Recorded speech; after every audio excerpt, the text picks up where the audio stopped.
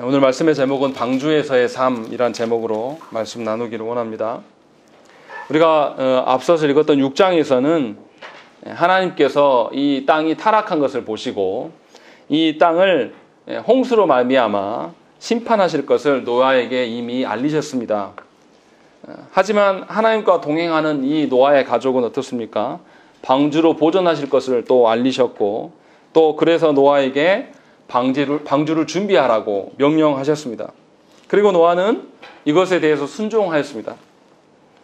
하나님께서는 단지 노아의 가족만 남기신 것이 아니라 또 남겨진 노아의 가족을 위하여서 홍수 이후에 살아갈 것들을 예비하심으로 말미암아서 방주의 생명체를 다 태우라고 하나님이 명령하십니다. 그래서 하나님께서는 달랑 노아의 가족만을 돌보시는 것이 아니라 노아의 그 살아갈 길까지도 다 예비하시면서 이 일들을 이뤄가고 있는 것이죠. 그러니까 6장에서는 앞으로 되어질 일들에 대해서 하나님께서 노아에게 알리신 거예요. 그리고 7장과 8장은 이제 그대로 실현되어 가는 것을 우리에게 보여줍니다. 그래서 7장은 하나님의 심판과 구원의 역사로서 홍수가 이제 시작되고 있음을 우리에게 보여주는 것입니다. 그러니까 아까 우리 대우리 문답할 때도 하나님의 언약에 대한 이야기들이 나왔는데 하나님의 언약이 앞으로 이렇게 될 것이다 라는 것을 공지하신 것이 6장이고 이것이 진짜로 실행되어져 가는 과정이 7장과 8장임을 우리가 그 관점으로 볼 수가 있다는 것이죠. 그러면 우리 이제 7장에서 한 절씩 보면서 이제 한번 이해를 했으면 좋겠습니다. 우리 1절 말씀 우리 한번 다시 읽겠습니다. 읽겠습니다. 시작. 여호와께서 노아에게 이르시되 너와 내 온 집은 방주로 들어가라.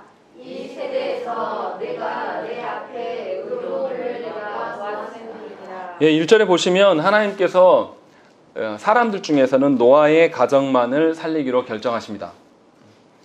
그런데 왜 노아의 가족만을 살리시는가? 그것에 대한 답변이 1절에 나오죠. 뭐라고 되어 있냐면 이 세대에서 네가 내 앞에 의로움을 내가 보았다라고 되어 있는 것입니다. 그러면 이제 드는 생각이 뭐냐면 그러면 노아가 의로웠기 때문에 하나님이 살리는 것이냐? 그러면 노아의 어떠함 때문에 하나님이 구원하시는 거냐? 이런 이제 이해가 됩니다. 그러면 노아의 행위가 의로운 것이냐? 라는 것처럼 이제 되어지는 것입니다. 그런데 우리가 아는 교리적인 이해로서 구원이라는 것은 하나님의 은혜로 말미암은 것이지 우리의 행함과 우리의 어떠함 때문에 구원하시지 않는단 말이에요. 그런데 하나님께서는 왜 노아의 의로움을 보았다라고 말씀하시는 것일까? 여기서 하나님이 말씀하시는 의로움이 도대체 무엇인가? 이것이 매우 중요합니다. 이것을 이해하기 위해서 앞에 서두에도 6장은 예고하신 것이고 7장은 그것이 실현되는 것이다. 이렇게 제가 말씀을 드렸어요. 자, 하나님께서는 노아에게 어떻게 될 것을 고지하시고 그에게 언약을 맺으셨습니다. 우리가 간과하고 넘어갔지만 창세기 6장 17절 18절 말씀 우리 함께 읽겠습니다. 읽겠습니다. 시작. 창세기 6장 17절 18절 말씀입니다. 읽겠습니다. 시작. 내가 홍수를 땅에 일으켜 무릇 생명의 기운이 있는 모든 육체를 천하에서 멸절하리니 땅에 있는 것들이 다 죽으리라.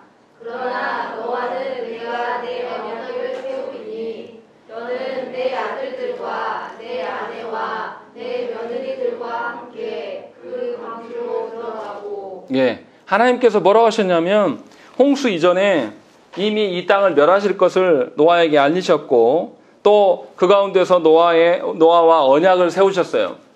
그래서 방주를 예비하고 방주로 들어가면 살게 될 것을 이미 6장에서 언약하셨단 말이에요.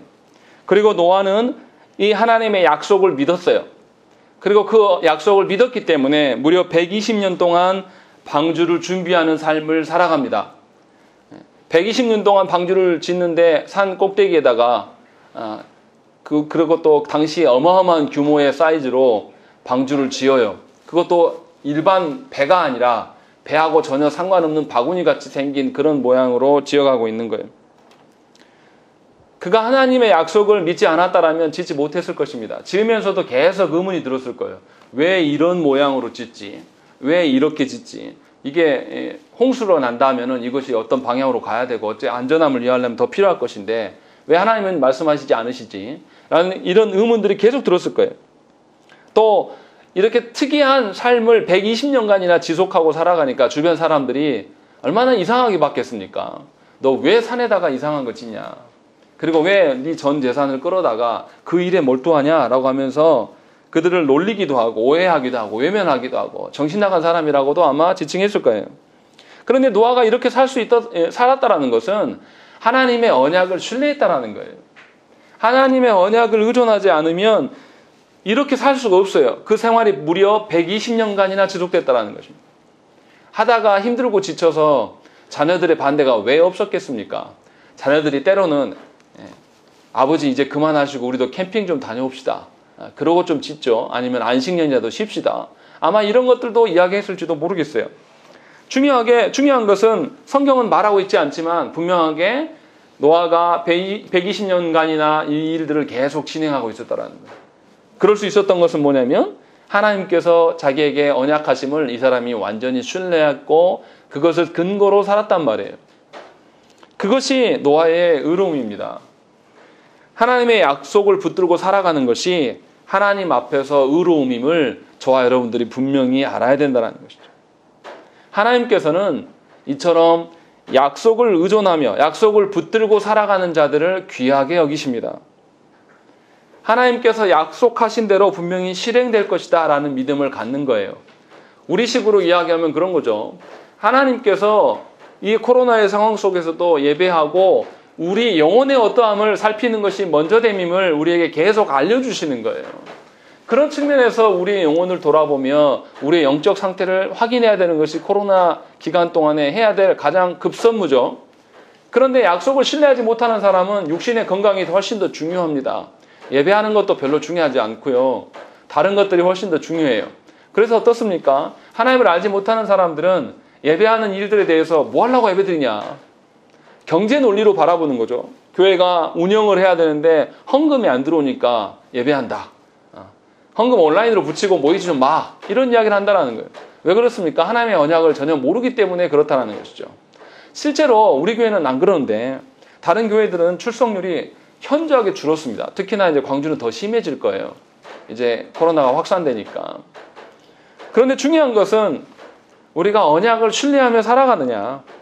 하나님의 언약을 신뢰하며 붙들고 살아가면서 과연 사람들한테 오해받고 사람들한테 외면당하고 사람들한테 조롱을 당하는 것을 우리가 하나님의 언약 때문에 견딜 수 있느냐. 이것이 문제라는 거죠. 이것이 저와 여러분들의 추구해야 되며 우리가 점검해야 될 삶의 방식이에요. 이런 것이 없다라면 우리는 하나님의 언약과 아무런 상관없는 백성입니다. 그냥 그렇게 내 편리대로 사는 거죠. 하나님의 언약을 믿지 않기 때문에 하나님의 언약 안에서 내가 안식을 취하고 거기서 위로를 받지 않기 때문에 내 인생의 목적하는 그 지향점이 다르다라는 것입니다. 그런데 노아는 그렇게 살았던 거예요. 그래서 하나님께서 의도적으로 이렇게 말씀하시죠.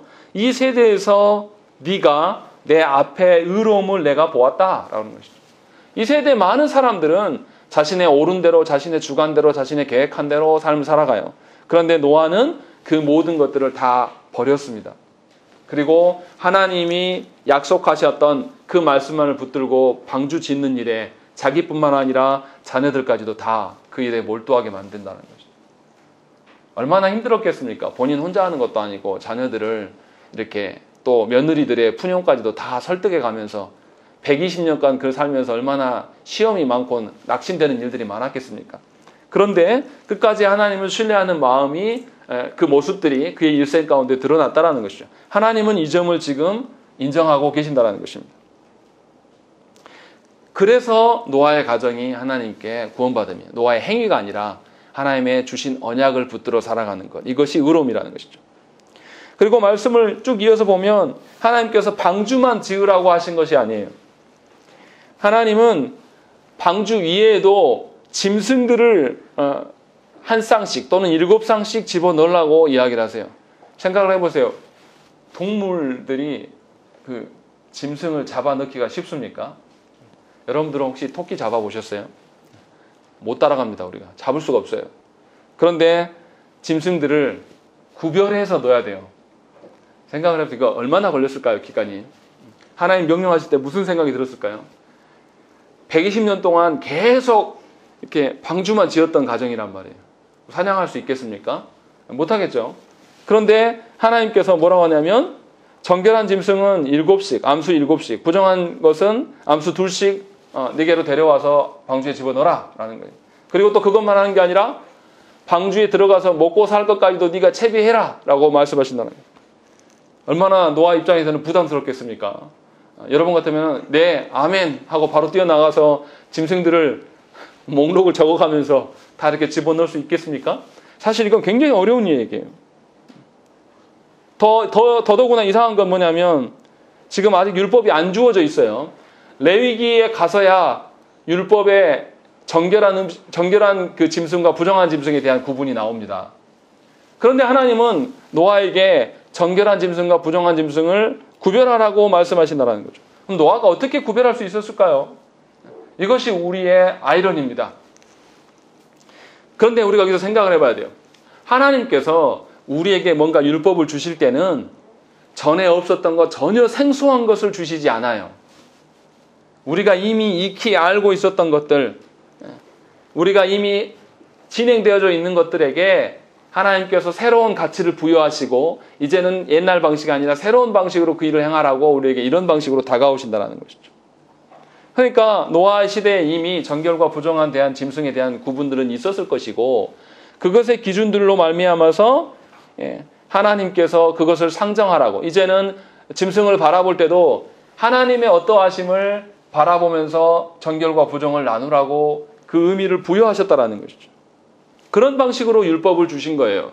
그러니까 율법을 주신 것은 우리를 괴롭게 하고 힘들게 해서 더 곤란하게 만들게 하기 위함이 아니라 하나님의 어떠하심을 상정하고 살아가도록 우리 일상에서 살게 하시기 위해서 이런 방식으로 우리에게 주어진다는 것입니다. 그러니까 우리가 아는 그 언약식, 하나님께서 아브라함과 언약하실 때도 두 동물의 사체를 반으로 쪼개서 그 가운데로 지나가는 이런 것은 성경에만 등장하는 것이 아니라 고대 근동의 언약식에는 많이 나타나는 그런 구조예요. 그런 점을 봐서도 하나님이 없었던 것을 갑자기 허용하셔서 전혀 본 적이 없는 것을 시행하기 위해서 힘들게 만드시는 하나님이 아니라는 거죠. 우리의 일상에서 늘 행했던 것들에 하나님의 가치를 부여하셔서 새로운 관점으로 그 일을 행하라고 명령하신다는 것입니다. 하나님께서는 이처럼 매우 인격적인 하나님이세요.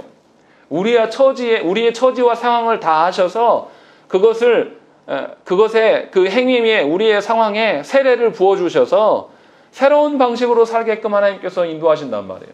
그러니까 우리가 살아감에 있어서 우리가 행하는 모든 것들이 하나님을 상정한 것들로 하나님을 염두에 두면서 어떤 일을 행하는 방식대로 살아가야 되는 것이죠. 하나님은 지금 이것을 요구하시는 것입니다. 그렇다면 하나님께서 짐승들을 챙기는 목적이 뭡니까? 3절에 보시면 공중의 새도 암수 7씩을 데려와 그 씨를 온 지면에 유전하게 하라 라는 것이죠. 홍수 이후의 삶에 대한 언급들을 하고 있는 거예요. 모든 지면에 동물의 씨를 보존하시겠다. 보존하시기 위하여서 동물들을 데려오라고 밝히고 있는 것이죠. 다시 말하면 하나님께서는 세상의 멸망만을 목적으로 홍수를 행하고 계심이 아니에요. 분명히 새로운 시작을 위하여서 새로운 터전 위에서 죄 없는 상태로 살아가기를 하나님 소망하셨기 때문에 그 동물들을 보존하라고 명령하시는 것입니다. 그리고 그 많은 동물들을 암수 골라서 방주에 실는 일들을 명하시고 있는 거예요. 굉장히 어렵고 힘든 일이지만 분명하게 하나님의 재창조의 개념처럼 보여지는 일들을 지금 노아에게 맡기고 계신 거예요. 그러나 하나님께서 모든 것을 노아의 손에 맡겨만 두시고 하나님께서 아무것도 하시지 않느냐, 그것은 아니라는 거예요. 분명하게 밝히는 것은 노아가 새로운 터전 위에서 모든 동식물들이 새롭게 시작할 수 있는 터전을 만들기 위하여서 지금 하나님께서 이 힘겨워 보이는 일들을 행하는 거예요. 그럼 사실 누구를 위하여서 지금 이것을 명령하신 겁니까? 노아 가정을 위하여서 명령하는 거예요. 다시 말하면 하나님의 명령과 하나님의 주신 언약대로 살으라는 것은 누구를 위함입니까?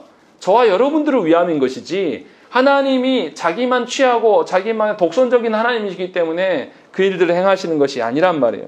그래서 우리 일상에서 하나님께서 하나님이 보시기에 합당한 가정 되기를 원하고 우리의 보기에는 하나님의 말씀을 주어도 안 들어갈 것 같은 사람들에게 계속 복음을 증거하라고 하나님께서 명하시는 거예요. 그것이 우리의 사명이고 우리의 책무입니다. 그렇게 하시게 하기 위하여서 우리를 계속 언약으로 부르신다는 말이에요. 사실 그 모든 것들이 우리 자신을 위한 것이고 우리가 하나님 나라를 맛보고 살아갈 수 있도록 하나님께서 만드시는 것이에요. 그 점을 저와 여러분들이 알아야 된단 말이에요. 하나님의 언약 앞에서 부담스럽게만 느끼고 하나님 앞에서 어떠한 것을 알아가는 것이 우리에게 생소하고 낯설 것이다, 어렵다라는 것을만 이야기할 것이 아니라 궁극적으로 그것이 우리 모두를 위한 길임을 깨달아 알아야 된다는 것이죠. 그래서 노아는 이것을 깨달았던 것 같아요. 그래서 7장 전체에서는 노아의 발언이 한마디도 안 나옵니다. 노아는 그저 5절에 보시면 뭐라고 되어 있습니까? 노아가 여호와께서 자기에게 명하신 대로 다 준행하였더라 라는 거예요. 그냥 노아는 계속 순종하고 있는 모습만을 드러내 보이는 거예요. 우리 같으면, 저 같으면 120년이나 순종하고 왔는데 이제 방주도 만들어졌고 이제 좀 타고 편히 가자라고 할 수 있을 텐데 하나님께서는 동물을 다 집어넣으라고 하는 거예요. 또 먹거리도 다 준비하라는 거죠. 얼마나 힘겹겠습니까? 그런데 노아가 불평이 없어요. 그리고 노아가 자신이 고대했던 그 때가 왔음을 알고 하나님께서 이루시는 대로 순종의 모습을 보여주고 있는 거예요. 그러니까 노아가 기대하였던 바가 무엇입니까? 자기의 안위와 만족이 아니에요. 노아는 여전히 하나님 앞에서 하나님의 뜻이 실현되는 것을 보면서 그의 마음이 기뻤다라는 거예요. 그것이 있었기 때문에 불평함이 전혀 드러나지 않고 말씀에 언급된 것처럼 이 모든 일들을 다 준행하고 있다는 것이죠. 하지만 노아의 그런 심령의 상태와 노아의 상황은 어떻겠습니까? 노아가 하나님의 약속의 때가 되어서 이제 이상한 짓을 120년이나 하고 살았단 말이에요. 노아의 가정이 산에다가 이렇게 방주를 짓고. 근데 이제 120년 지나고 나니까 이 사람이 더 미쳐 돌아간단 말이에요. 뭐 하냐면 동물들을 막 두 쌍씩 잡아서 막 넣어요. 목록을 막 적어가면서. 사람들이 보고 뭐라 하겠습니까? 저 완전히 미쳐버렸다 저. 제정신이 보통이 아니다. 그리고 거기 방주에서 살 먹거리까지 막 챙겨서 집어넣는단 말이에요. 정신없이 바쁘게. 하나님 때가 가까우니까. 그랬을 때 사람들의 조롱이 어떻게 하겠습니까? 점점 극심해지는 거예요. 하나님의 때가 가까워져서 노아의 소망도 막 올라가고 있지만 동시에 노아가 소망하는 것들 못지않게 세상의 비난과 조롱은 어떻게 해요? 더 극에 달할 거란 말이에요. 노아가 그런 삶을 산 거예요. 그러면 노아의 심정이 어떻겠습니까? 아직 비도 안 오고 멀쩡한 날씨에 노아가 막 동물들을 집어넣으니까 사람들의 비난과 조롱과 비웃음이 엄청났을 거예요. 그래서 노아의 마음이 심령이 아주 괴로웠을 거란 말이죠. 이것을 우리가 알아야 한다는 거예요. 하나님 언약대로 살려고 하면 사라집니까? 안 사라져요. 그렇게 나를 사랑했었고 그렇게 나를 위하여서 존재했을 것만 같은 그런 나의 가까운 지인들이 나를 무시하고 우습게 만듭니다. 아주 비천한 존재로 만들어버리는 거예요. 그것이 하나님 언약을 아는 자와 알지 못하는 자의 극명한 삶의 태도라는 것입니다. 그리고 나서 또 하나님이 바로 비를 내려주면 참 좋겠어요. 다 했단 말이죠. 하나님께서 말씀하신 대로 9절에 보시면 하나님이 노아에게 명하신 대로 암수 둘씩 노아에게 나와 방주로 들어갔어요. 그럼 비가 바로 왔으면 좋겠어요. 그런데 10절 읽어보십시오. 10절 읽겠습니다. 시작. 7일 후에 원수가 땅에 덮이니. 예. 다 들어가서 방주에 들어가 있단 말이에요. 이제 안 나와요. 노아가 그 안에 들어가니까. 근데 비가 안 옵니다. 7일 동안 방주 안에서 있었단 말이에요. 짐승들과 함께. 짐승들도 거기에서 어떻게 지내겠어요? 가깝했겠죠. 일단 창문도 없어요. 창문도 위로 난 창문밖에 없습니다. 옆으로 볼 수가 없어요. 그런 캄캄한 곳에서 짐승들하고 함께 7일 동안 먹으면서 노아의 가족이 무슨 생각이 있을까요? 아, 답답하다. 우리 코로나를 어디 못 가니까 답답하다. 그 생각만 합니까? 우리 그러잖아요. 왜 하나님은 코로나를 주셔서 우리 예배도 못하게 하고 교회 욕먹게 하지? 우리 푸념하잖아요. 노아의 가족들도 아마 이제 극에 달았을 거예요. 또 방주 주위로 사람들이 몰려와서 뭐라 하겠습니까? 방주를 두드려보고 거기 안에 있냐? 살아는 있냐? 뭐 하는 짓거리냐? 하면서 더 아마 그랬을 거예요. 동물의 울음소리로 가득한 그곳에서 노아의 가족이 견디기가 7일 동안 아주 힘들었을 것입니다. 그런 방식으로 그가 견딜 수 있었던 것은 우리 1절에서 말하는 것처럼 노아가 하나님의 언약을 절대적으로 신뢰했음을 우리가 알 수 있는 거예요. 우리의 생각 정도를 넘어가는 거예요. 훨씬 더 신뢰하고 있었음을 우리가 알 수 있다는 것입니다. 하나님께서 노아의 이 심정을 모르셨겠습니까? 분명히 하나님이 노아가 방주를 지어오는 과정을 보면서 내가 네 의로움을 보았다. 그래서 너 의로우니까 내가 구원해 줄 거야 라고 약속했어요. 우리 같으면 이제 그 약속을 듣고 무슨 생각하겠습니까? 이제는 좋은 일만 있을 거야. 이제 120년 고생했으니까 좋은 일만 있을 거야 하면서 아주 기뻐하며 있었을 거란 말이에요. 근데 비도 안 와요. 그리고 그곳에 방주에 가다 두신단 말이에요. 우리 같았으면 아마 못 살겠네. 비 오면 들어가자. 나와 있었을 것입니다. 그런데 그런 게 없어요. 하나님을 약속을 신뢰하면 이렇게 인내와 끈기가 필요합니다. 하나님의 때는 우리가 짐작할 수 없고 상상할 수가 없어요. 하나님의 계획하심을 우리가 안다라면 그게 하나님의 계획이겠습니까? 그럴 수 없다라는 것이죠. 그러니까 하나님의 부름을 받은 우리의 삶이 인내와 기다림의 삶이에요. 그것을 부인할 수가 없습니다. 세상 사람들처럼 조금 인내하고 나서 하나님이 바로 보상해 주면 얼마나 좋겠습니까? 그런 방식이면. 그런데 하나님께서 그렇게 행하시지 않는다는 것이죠. 그 점에서 분명한 차이가 있음을 저와 여러분들이 아셔야 돼요. 그러니까 여러분들의 인생 가운데 고난과 역경과 도무지 이 문제가 해결될 것 같지 않은 어둠의 통로의 기간을 걸어가고 있는 그런 인생이라면 더더욱 하나님 앞에 기뻐해야 돼요. 왜요? 노아도 방주 안에서 어둠의 7일을 보내고 있단 말이에요. 그 이후에 하나님의 약속이 실현돼요. 그런데 7일 후에 삶도 어떻습니까? 비가 내려와서 물이 차올라요. 그럼 어떻게 되겠습니까? 처음에 물이 차오르면 사람들이 어떻게 하겠어요? 방주로 몰려왔겠습니까? 안 왔겠습니까? 방주는 이미 문이 닫혔지만 몰려왔을 거예요. 몰려와서 방주를 문을 두드리면서 열어달라고 이야기할 것이고 또 살려달라고 또 죽어가는 아우성치는 소리 물속에 수장되는 소리가 다 들렸을 거란 말이에요. 얼마나 고통스럽겠습니까? 하나님의 심판이 임할 때에 모든 것들이 다 죽어가는 죽음의 소리들이 그 방주 안에 있으면서 다 들었을 거란 말이에요. 그러니까 괴로운 나날이에요. 우리는 생각하기에 방주를 타면 오케이 끝났어. 이제 행복 시작. 이제 내가 왕이 되는 그런 방식으로 우리가 신앙생활을 해나간단 말이에요. 교회 안에만 들어와서 내가 세례받고 직분 받아버리면 다 끝났어. 오케이 천국은 따놓은 거야. 이렇게 생각한다는 거죠. 그러나 실제로 신앙생활을 바르게 하려고 하면 할수록 훨씬 어렵습니다. 저도 개척하면서 이제 부교육자가 아니라 하나님이 막 가르쳐 주신 대로 개혁주의적인 교회가 돼야 되겠다라는 마음으로 이렇게 해나가는데 그것에 호응하는 사람들이 별로 없어요. 그러면서 왜 이러지? 이상하다. 내가 분명히 하나님께 결단했는데 결단했으면 하나님 도와주셔야 되는데 이상하다. 왜 이렇게 잘 안 되지? 이런 생각을 계속 한다는 것이죠. 왜 이상하다고 생각하겠습니까? 여전히 제 마음속에 뭐가 있는 거죠? 세상 방식의 성공과 세상 방식의 존재됨을 열망하고 있는 마음이 제 안에 있다는 거예요. 하나님 그걸 너무나 잘 아십니다. 그래서 우리의 삶을 계속 관여하신다는 거죠. 노아도 그랬을 것으로 보여요. 그런데 하나님께서 노아의 형편을 모르시겠습니까? 하나님께서 노아가 얼마나 충성된 자이면 하나님 모르시겠어요? 노아의 형편과 사정을 다 아십니다. 하나님께서는 노아에게 그냥 명령만 하시고 뒤로 빠지시는 하나님이 아니에요. 하나님은 명령하셨으면 바로 뭐 하십니까? 그 일들을 직접 실행하시는 하나님이에요. 15절의 말씀 우리 읽겠습니다. 읽겠습니다. 시작.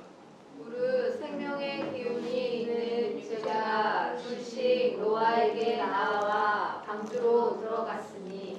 예, 하나님께서는 이 정결한 짐승 7쌍 또 부정한 짐승 1쌍을 방주에 넣으라고 노아에게 명령하셨어요. 그런데 그렇게 놔두신 것이 아니라 15절에 보면 생명의 기운이 있는 육체가 둘씩 노아에게 나왔다라는 거죠. 하나님께서 그 짐승들을 구별하셔서 몰아서 노아에게 나아가게끔 만드셨다라는 거죠. 그러니까 실상은 누가 일하시는 것이죠? 하나님이 일하시고 계신 거예요.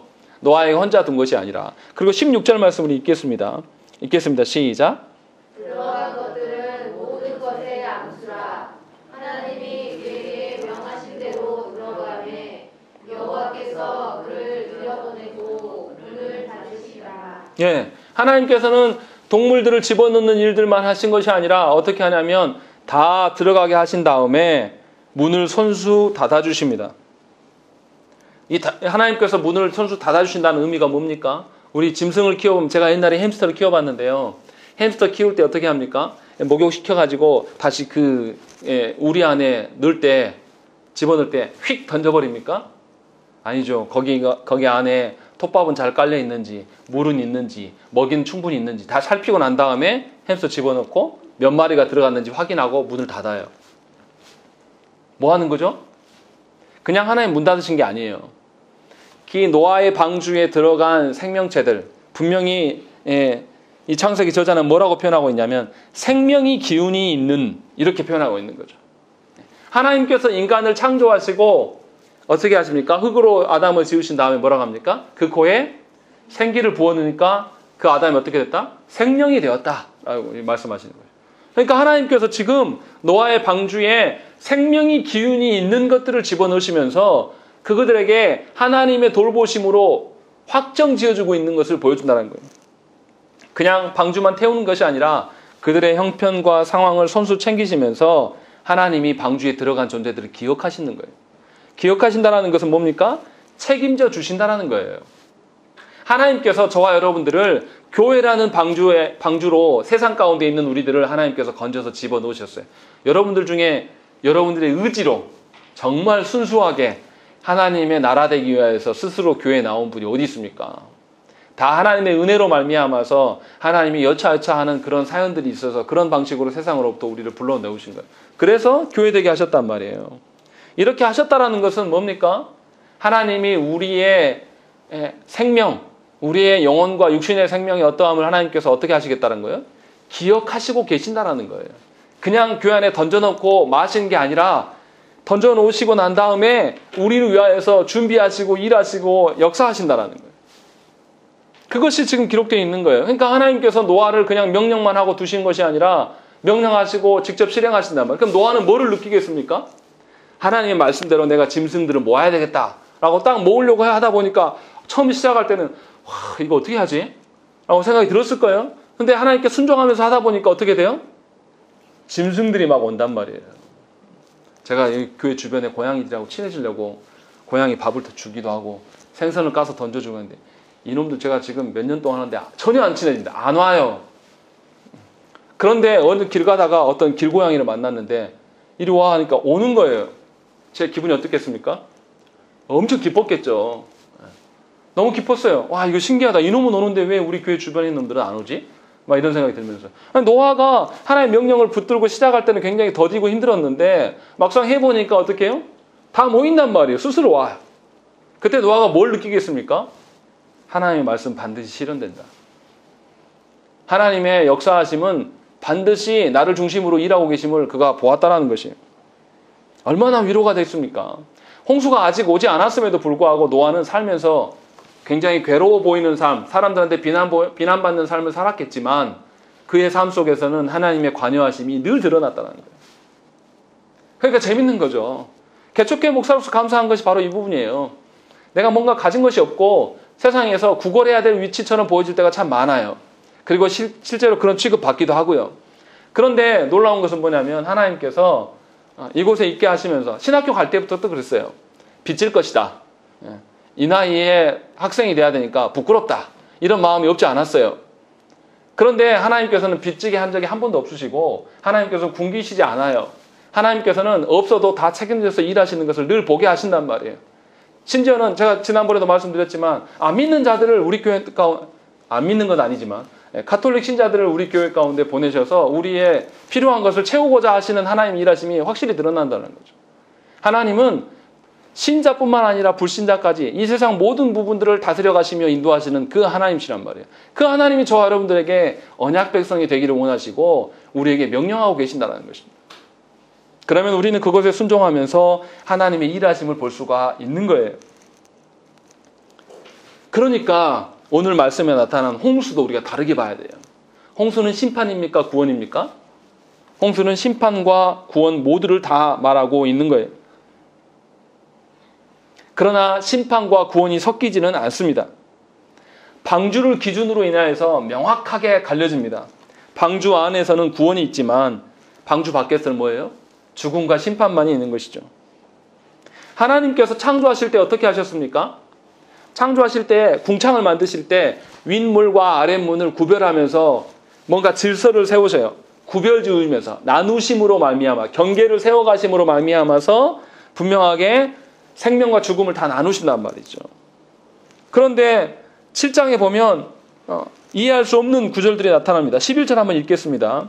11절 읽겠습니다. 시작. 노아가 600세 되던 해 셋째 달 곧 그날 열흘이 나니라. 그날에 큰 기쁨의 샘들이 터지며 하늘의 창문들이 열려. 예, 여기 보시면 땅에 큰 기쁨의 샘들이 터지고 하늘의 창문들이 열렸다. 그러니까 처음에 하나님께서 창조하셨을 때 윗물과 아랫물 이야기하신 것도 그런 것처럼 보여준단 말이죠. 그것이 터졌다라는 게 뭐예요? 경계가 없어졌다는 거예요. 심판이라는 것이 뭡니까? 심판이라는 것은 하나님께서 뭔가 세워놓은 질서가 없어지는 겁니다. 하나님께서 세워놓은 질서를 위하여서 경계로 세워놨던 그 경계들이 허물어지는 거예요. 이것이 하나님의 심판이에요. 그래서 홍수가 온 겁니다. 무슨 말씀이에요? 우리 삶에서 하나님의 심판이 있습니까? 없습니까? 이미 시작되고 있어요. 자녀가 부모를 죽이고 또 있어서는 안 될 남자가 여자가 되고 여자가 남자 되는 경계가 무너진 일들이 우리 사회에서 지금 분변하게 일어납니까? 안 일어납니까? 일어나고 있어요. 그리고 그것들을 우리 자녀들이 몸소 경험하고 있단 말이에요. 경계가 허물어져 가는 시기가 이미 시작돼 버렸어요. 이것이 하나님의 심판입니다. 그런데 우리가 그것을 대수롭지 않게 여깁니다. 무엇인가 그런 일들이 일어나는 것에 대해서 오히려 웃어요. 하리수 씨가 연예계에 혜성같이 등장할 때 우리가 어떻게 했습니까? 그 사람을 외면하는 것이 아니라 이거 이상한 일이다라고 하면서 극노하고 거기 앞에 우리가 거부감을 드러낸 것이 아니라 저럴 수도 있구나. 신기하다. 그래서 이제는 어떻습니까? 그냥 커밍아웃 하는 것이 나쁜 게 아니에요. 그냥 할 수 있다라는 식으로 이야기를 하는 거예요. 우리 아이들은 그것을 보면서 이상하게 여기지 않습니다. 그냥 당연한 것처럼 이야기하고. 또 어떻습니까?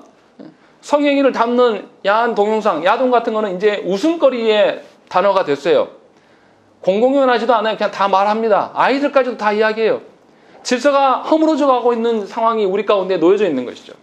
이런 상황에서 하나님께서 코로나를 주신 것은 무엇입니까?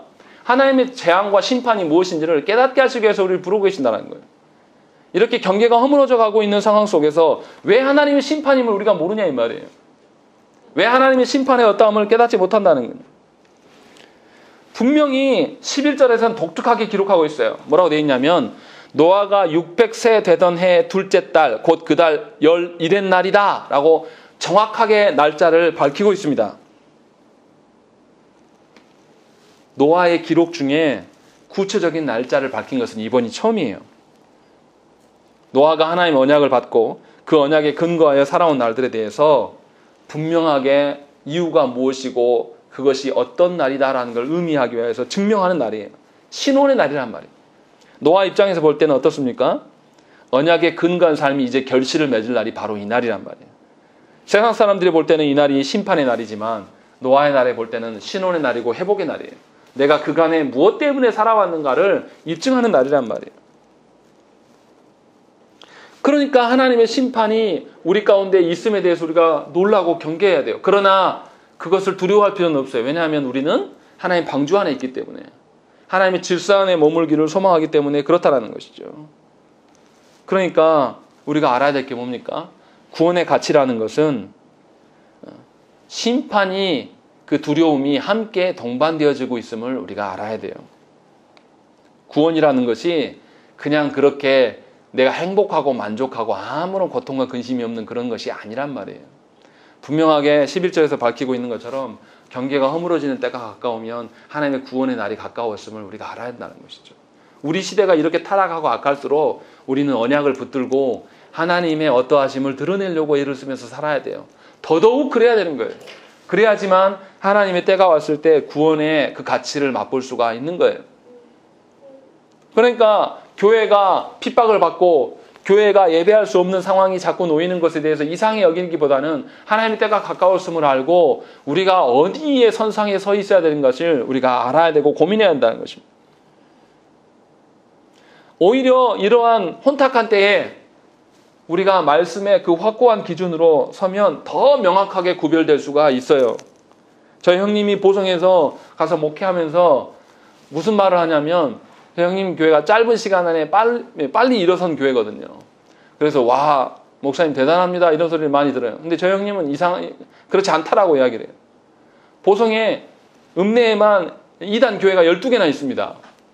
이렇게 질서가 없는 동네예요. 그런 동네에 가서 그냥 기본만 한 거래요. 기본만 하는데 성도들이 위로받고 온다는 거예요. 그래서 지금은 오지 말라고 원래 너희 본교회 가서 살아라고 지금 그렇게 하고 계시는데 왜 이런 일들이 일어납니까? 더 경계가 허물어질수록 하나님의 말씀 더 명확한 거예요. 그러니까 저도 푸념했어요. 예전에 십자가만 꼽으면 모았을 그 시기에 나도 목회했으면 좋았을 텐데 이런 생각을 했었어요. 근데 그렇지 않다라는 거죠. 오히려 경계가 무너지고 하나님의 심판이 시작되는 이 시기 속에 하나님의 말씀의 확고함이 더 두드러지게 드러나기 때문에 더 쉽다라는 거죠. 오히려 구원의 가치가 더 드러나는 시대예요.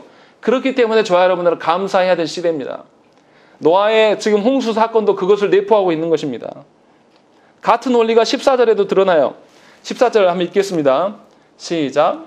그들과 모든 들짐승이 그 종류대로 모든 가축이 그 종류대로 땅에 기는 모든 것이 그 종류대로 모든 새가 그 종류대로. 예, 창세기 저자가 뭐 하려고 이렇게 힘겹게 뭐가 그 종류대로 뭐가 그 종류대로 뭐가 그 종류대로 이야기하겠습니까? 종류대로 경계되어지고 구별되어지고 있음을 지금 보여주고 있는 거예요. 그렇게 구별되고 경계진 자들이 어디에 들어가고 있다? 방주에 들어져 보내고 있는 것이다. 하나님의 나라는 이렇게 구별되어지고 질서가 세워지고 경계지는 것이다. 그렇게 해서 하나님의 어떠하심이 드러나는 것이다 라고 분명하게 말하고 있다는 거예요. 그러니까 그런 방식으로 방주에 들어간 사람들이 뭐 해야 되겠습니까? 세상과 하나 되기를 소망하면 안 돼요. 이상한 거예요. 세상이 지금 아랫물과 윗물이 터져가지고 경계가 허물어짐으로 말미암아 홍수가 와서 세상에 있을 수가 없어요. 그래서 방주로 하나님께서 종류대로 구별되어짐으로 말미암아서 특히 정결한 것과 부정한 것까지도 구별하면서 그 안에 다 집어넣으셨다면 거룩의 어떠함을 확인시키고 그곳에 다 넣으셨단 말이에요. 그럼 그곳에서의 삶이 어떻겠습니까? 세상을 동경하면서 세상 바깥을 그리워하는 그런 삶이 아니라 하나님 나라를 소망하면서 하나님의 질서를 세워가는 것이 교회된 방주된 교회됨의 삶이라는 것이에요.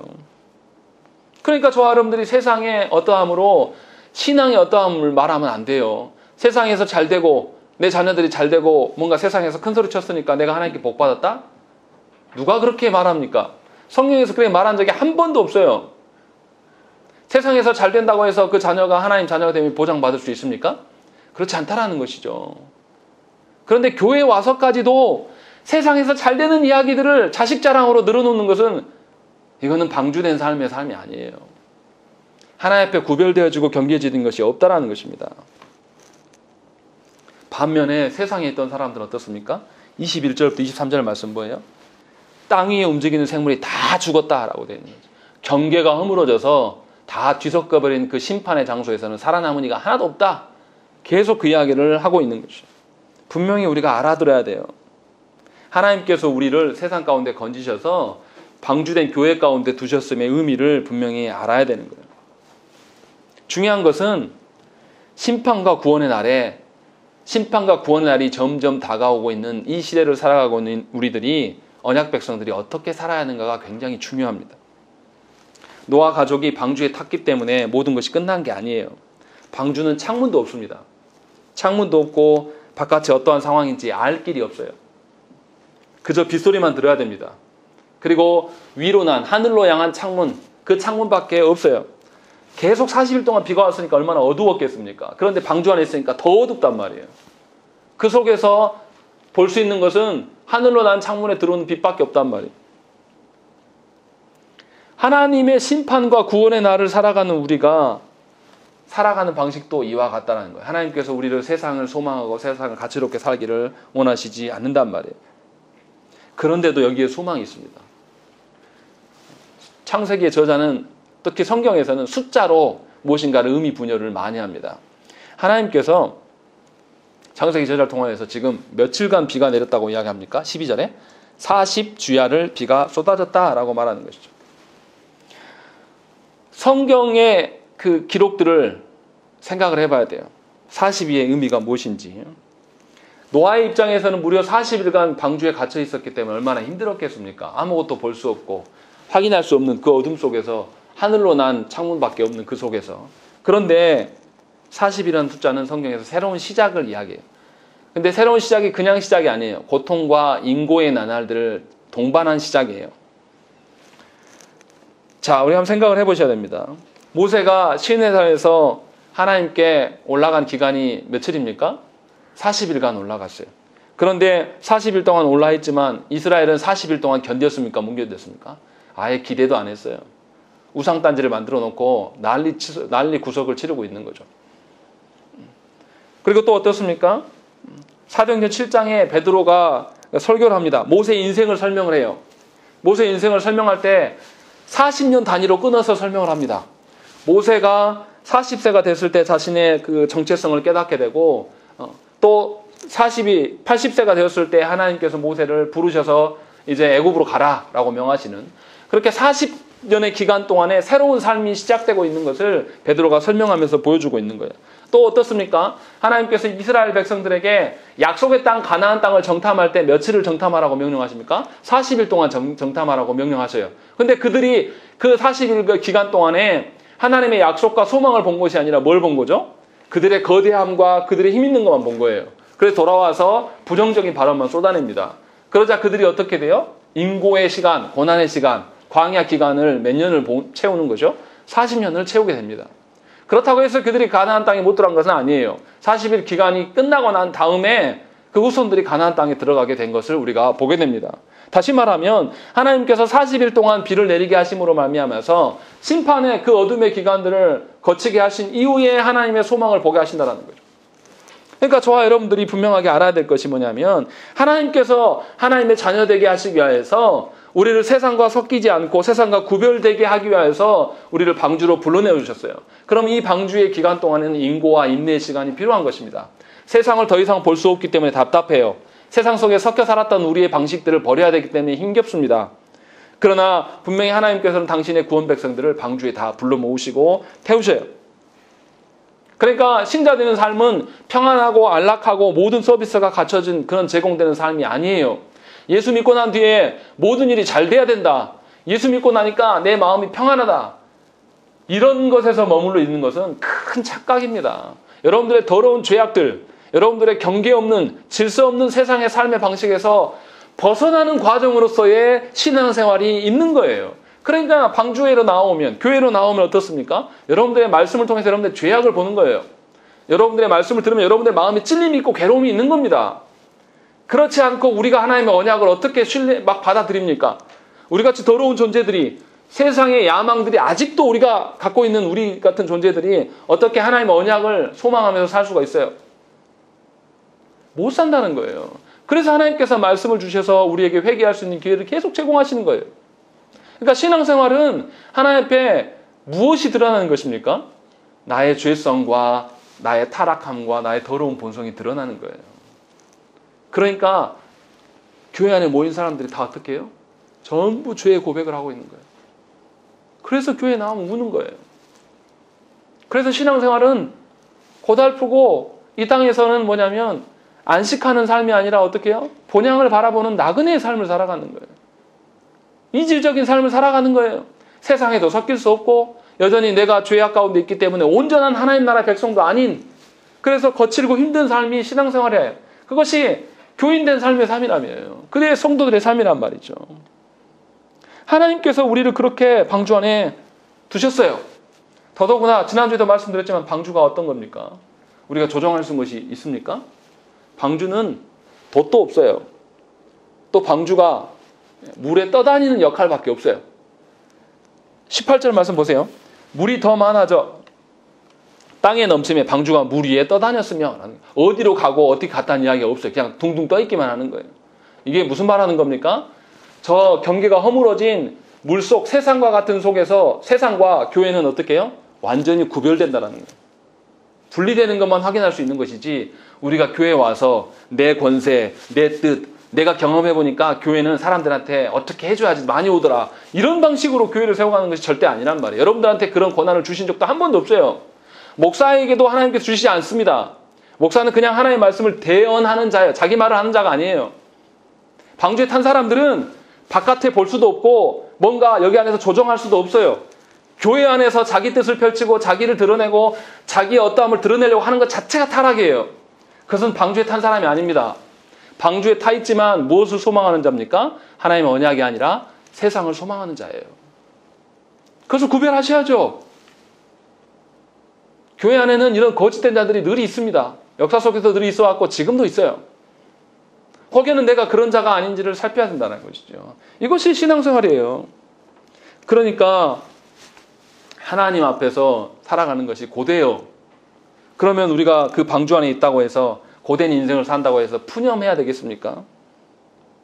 내가 계획하는 삶이 아니기 때문에 도리어 우리는 하나님의 손에 붙잡혀 있음을 보면서 감사할 수 있는 삶이에요. 내가 아무런 것도 계획할 수 없지만 하나님께서 바깥 세상과 나를 경계 지어놓고 구별하시려고 이곳에 불러놓으셨다는 것 자체가 이만 감사한 것이고, 또 내 인생을 내가 계획하지 않고 내 뜻대로 되지 않지만 하나님 나를 죽이십니까? 안 죽이신다니까요. 놀라운 것은 내가 의도하지 않았는데 하나님이 나를 살리시고 강하게 하시면서 걸어가게 하신단 말이에요. 만약에 생각을 해보세요. 방주 옆에 하나님께서 답답할까 봐 큰 통유리를 하나 달아줬다고 해봐요. 그럼 노아 가족이 뭐 받겠습니까? 바깥에? 자기의 지인들이 몰려와서 살려달라고 치는 그 아우성치는 그 극악의 상황을 봤을 것이고, 물에 잠겨가는 사람들을 봤을 거예요. 또 죽은 시신들이 막 둥둥둥 떠다녀가지고 벌레 끌고 파리가 날리는 막 그런 것들을 광경을 봤을 거예요. 얼마나 불안하겠습니까? 방주 안에 있는데 세상을 소망하며 살면 굉장히 불안한 삶을 사는 거예요. 와, 저들도 다 죽었으니까 나도 죽겠구나. 불안에 떨면서 신음하는 삶을 살아요. 교회 안에 왔으나 하나님의 뜻대로 안 살면 그렇게 산다니까요. 교회 안에 들어왔으나 하나님이 주신 가정의 어떠함을 소망하는 것이 아니라 내 뜻과 내 야망대로 살아가면 그렇게 되지 않은 것 때문에 고통의 나날들을 계속 보낼 수밖에 없는 거예요. 하나님이 나를 세상과 섞이지 않고 빠져 죽게 하지 않으심으로 말미암아서 감사한 것이 아니라, 하나님의 심판을 보면서 두려워하는 것이 아니라 여전히 그렇게 되고자 하는 것을 살면 방주 안에 있기 때문에 더 괴롭습니다. 하나님이 주시는 안전함으로 여러분의 인생을 보셔야 돼요. 하나님이 주시는 돌보심으로 말미암아, 하나님이 주시는 언약을 소망함으로 말미암아서 신자됨으로 살아가야 된다는 것이죠. 그렇기 때문에 우리는 어떻게 살아야 되겠습니까? 과거 세상에서 내가 호의호식하면서 세상에서 사람들 위에 권세를 부리면서 살아왔던 그 날들을 그리워하면서 내가 계획한 대로 내 인생을 소망하면서 살아야 되겠습니까? 이제는 우리 뜻대로 되어지는 인생이 아니에요. 하나님의 뜻대로 되어지는 인생이에요. 두레박에 담겨진 물처럼 주인이 이끈 대로 어디로 가는지 알 수 없지만 주께서 떠가시는 대로 우리가 살아가는 인생이란 말이에요. 그곳에서 우리의 뜻을 세우려 하고 우리 고집을 피우는 것은 도리어 괴로움입니다. 장래에 대해서 우리는 어떠한 것도 예측할 수 없습니다. 대비할 수도 없어요. 그것이 인생입니다. 그런데 하나님께서 우리 인생을 친히 이끄시고 보장해 주시겠다고 문을 닫으시고 우리를 기억하셨단 말이에요. 그러면 우리가 어떻게 해야 되겠습니까? 어디로 뚫린 창을 봐야 되겠어요? 하늘로 뚫린 창을 바라보면서 하나님을 대면하면서 살아가야 되는 것이죠. 이것이 방주에 탄 신자들의 삶이라는 것입니다. 그러니까 여러분들의 인생의 고난은 어쩌면 여러분들을 성화시키기 위한 하나님의 방편이에요. 여러분들에게 하나님의 언약을 보게 하기 위한 하나님의 놀라운 은혜란 말이죠. 그것을 기억하셔야 됩니다. 그리고 그것을 소망하면서 살아야 돼요. 그래서 여러분 안에 진실로 하나님의 통치와 보존하심이 여러분들의 만족과 기쁨이 되어야 한다는 것이죠. 그것을 누릴 수 있도록 부여하신 것이 바로 저와 여러분입니다. 함께 기도하겠습니다.